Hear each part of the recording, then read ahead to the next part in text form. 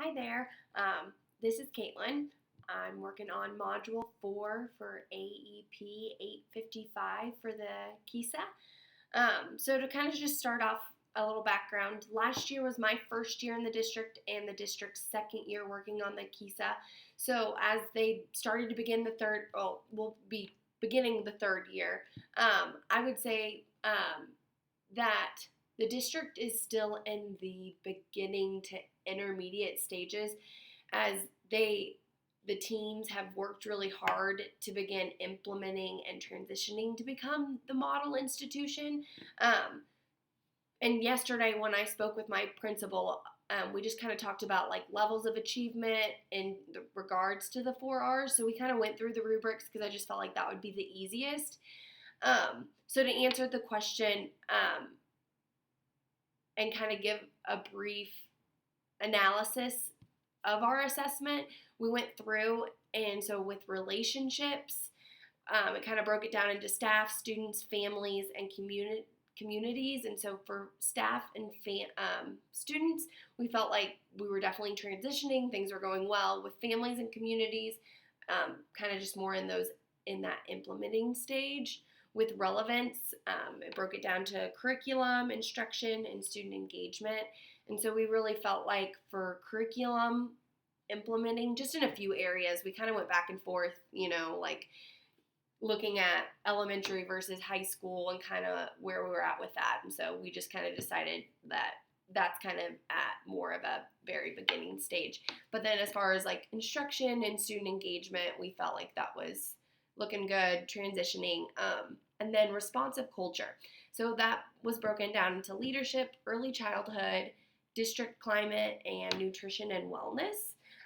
So we felt like in all areas, other than the district climate, we were transitioning. So to kind of focus more on what I mean by that with district climate,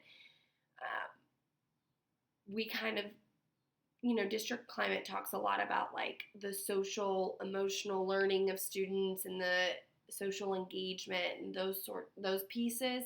And so we kind of felt like those are some areas where our district needs to continue working, and we've met on those things. So then for rigor, it breaks it down into 4: career and technical education, professional learning, resources, and data. And we have made large strides in the past year, and so we kind of just went through quickly and felt that we were transitioning in those areas as well. So what is your principal's leadership style / approach?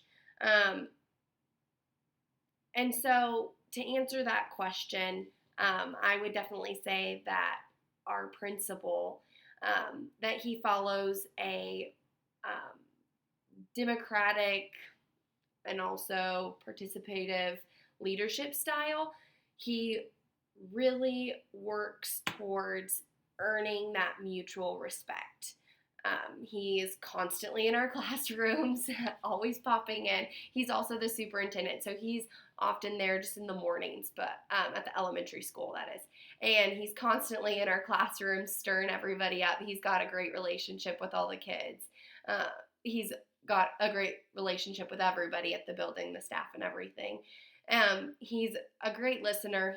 His door is always open. Anything we ever need, he's always telling, email me, just let me know, my door's open. And it's just nice because we're able to be active participants in decision making, yet I definitely feel he does a great job in not letting just anybody run the show. So he's a great compromiser. He likes to listen, and then he makes the decision ultimately that's going to be best for staff, students, community, and everybody. So moving on to the next question, what areas for school improvement did the two of us identify where there was either no evidence or implementing?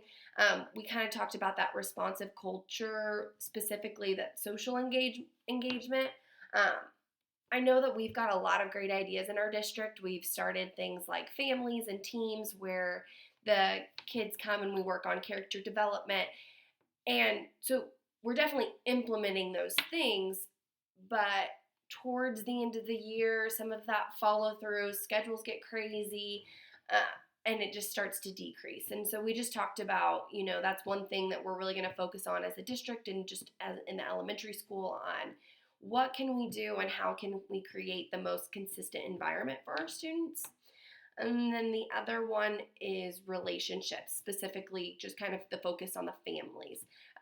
We do have a community that ranges in SES, and so some of our lower SES families and things, it's tough to get them with their working schedules kind of involved and also understanding the importance that they hold in the process of their child's education. So we've talked about really implementing just kind of some different fun nights to get those families out there, whether it's, if it can't be mom and dad, maybe it's grandma and grandpa or an aunt, or, the kids even just coming with other families, just to kind of create that community feel where everybody feels welcome and we just are able to have more of an open relationship.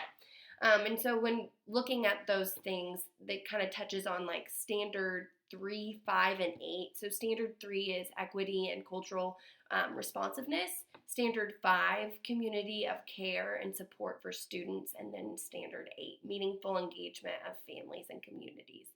I would have to say I really enjoyed this assignment. It was really nice to kind of just sit down. I hadn't seen my principal in a while, and we just kind of had some fun catching up, but it was also really good to kind of get me back in the school mindset of things. So, all right.